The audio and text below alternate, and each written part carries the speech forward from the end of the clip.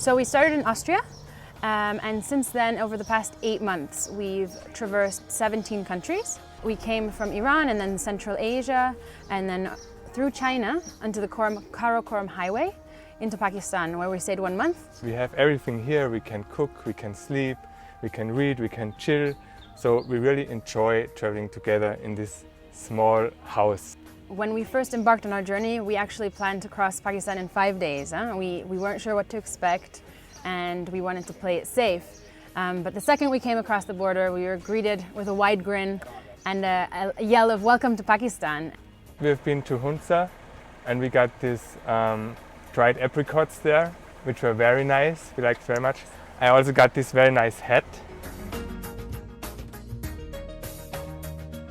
We were greeted with open arms everywhere we went, and we've been very adamant also in telling other travelers in other regions about how beautiful it is here. As someone said to me yesterday, I think Pakistan is the world's best kept secret. Let's go. Yeah.